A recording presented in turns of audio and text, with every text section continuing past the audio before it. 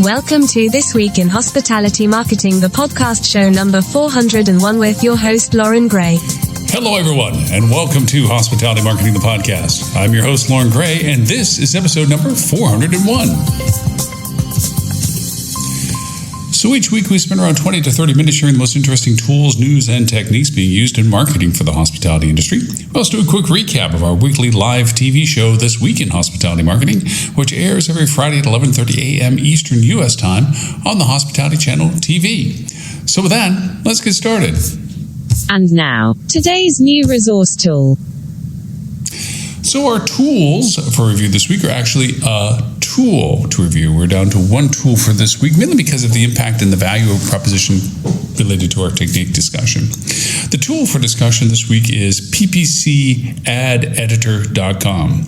Literally ppcadeditor.com.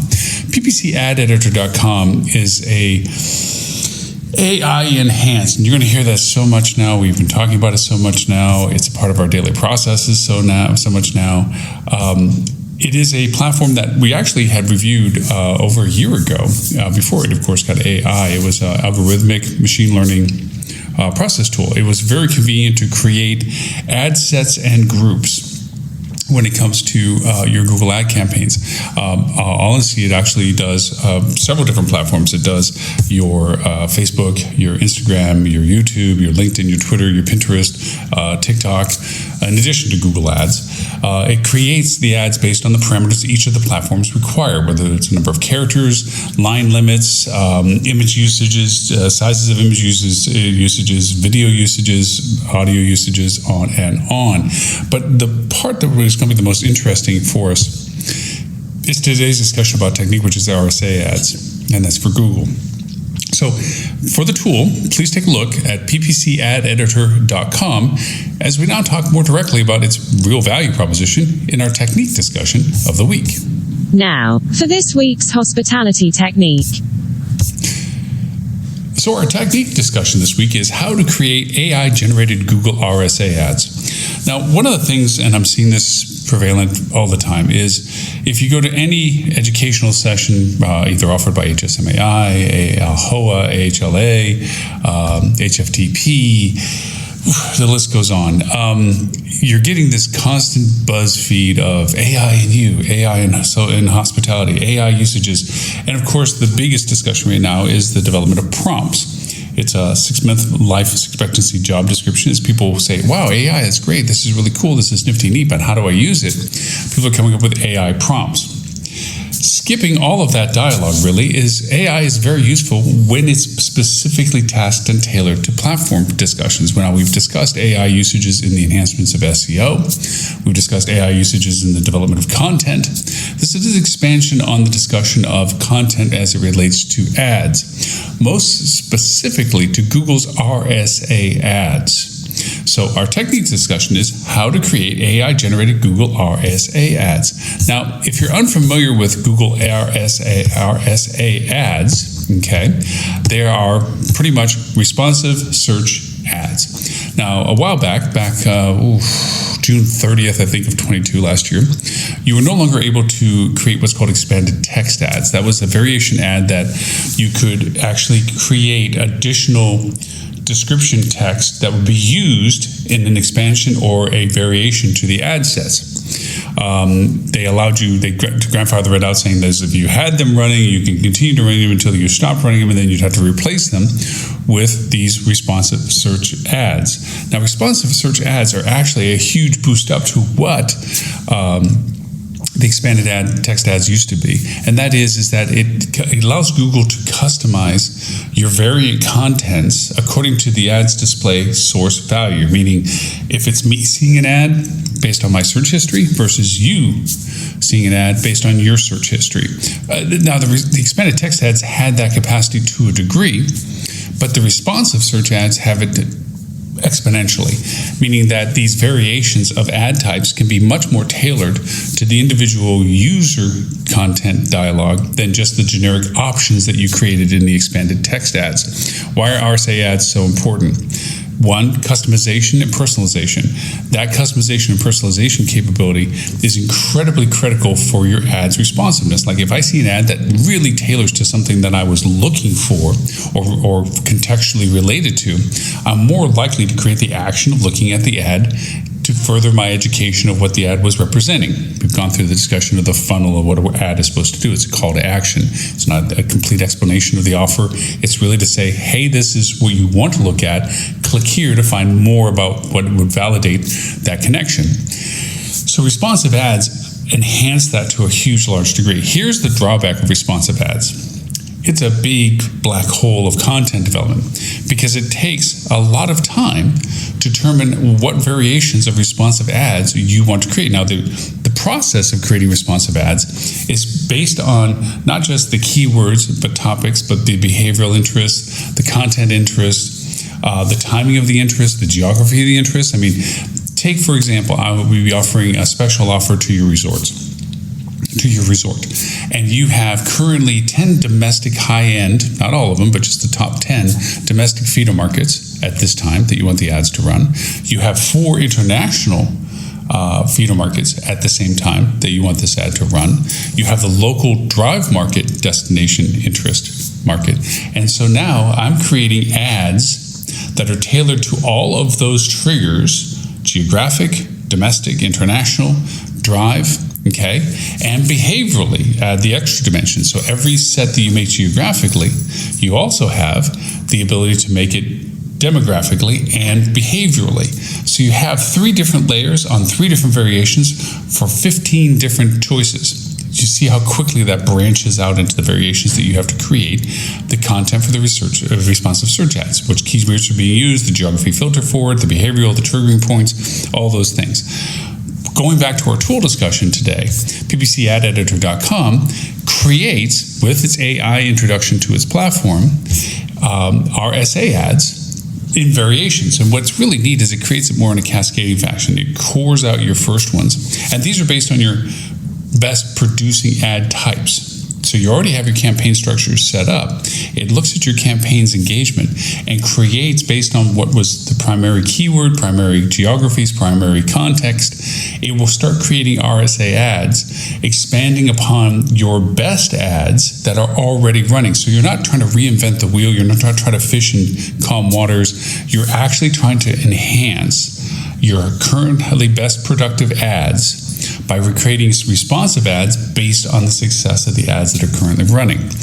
Of course, RSA ads can be created from scratch, and this does a huge value proposition of creating a lot of the time consumption down to a minimal thing. Like, hey, you create your keyword sets, you create your context of what your ad premise is, and you put this into the PPC ad editor, and it will create all the variations of responsive ad variations that will be in the campaigns that you create in Google. That's what makes it a huge value asset, because with that capability allows you to create very large-scale RSA ads, ad groups, ad campaigns, very quickly, rather than a progressive growth profile that usually RSA has to have. Like, okay, you start with a core group, you get the contextual engagement from it, you expand on those, you're manually creating those variation content pieces, keyword variations. You look at your top 5 or your top 10 keywords and you create bases off of those. Your top 5, top 10 ad types, you create variations off of those. And it's a slow, methodical process. With platforms like ppcadeditor.com, able to generate AI-enhanced RSA ads for Google, that exponentially speeds up. You're quickly able to chase down and target immediately responsive ad campaigns and really amp up the conversion value of the ones that are being of high value, because you're immediately able to expand on them with the RSA ads, knowing that they're already catching the right filtered audiences that you've created. So there you have it, our technique discussion this week: how to create AI-generated Google RSA ads. And that brings us to our news and show review. Now, this week's hospitality news that you should know. So our topic on the live show today was discovery versus discovering. What is the difference?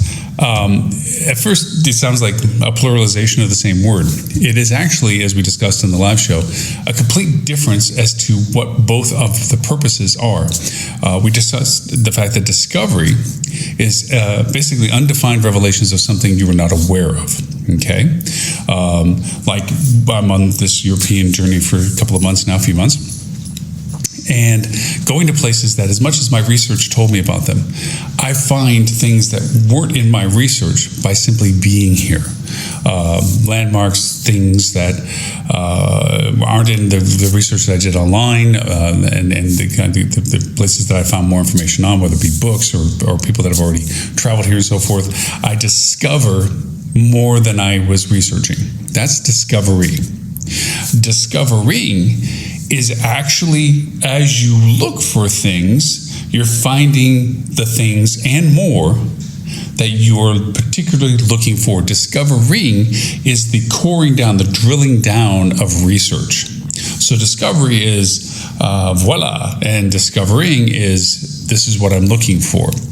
Now, the difference is, let's take, for instance, I come into where I'm at right now in Delft, and I go over and I look out the door of my hotel, and I discover that there's a restaurant that I didn't know about right next to the restaurant that I did. That's, oh, wow, look, there's an Indonesian restaurant. I did not know that was there. That's a great discovery.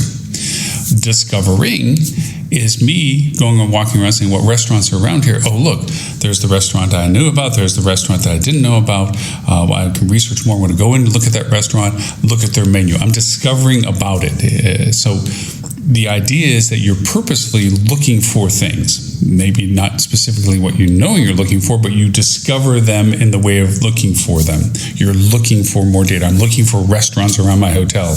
I'm looking for attractions around my hotel. I'm looking for transportation around my hotel. I'm looking for directions from my hotel. That's a discovering process. Discovery is, oh my gosh, there's rent-a-bikes right across the street. Didn't know that, I just rent a bike. The variation is there. So that's what we talked about in great length, is because both of them have a very high value for your content generation.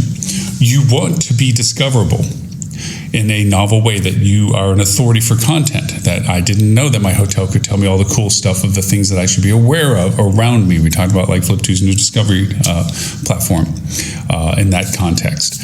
And then there's others where it's like, I'm looking for particularly a way to get from my hotel to a restaurant that I want to go to. I'm discovering the best way to go. That's a variation from not knowing the restaurant even existed. Now it sounds like I'm talking in circles, but there is a very strong difference between the two, and a very different way of creating content for both discovery and discovering. You have to provide both, but in a different context. Discovery is awareness. Discovering is informational. So there you have it. That was our main topic for the live show today, discovery versus discovering. What's the difference? Coupling up a couple of newsworthy items for our news discussion. Expedia has a new loyalty program. It's their part 2 version, I guess, if you want to call it that, as to what they're doing for enhancing their relationship with their groups and people signing up with them.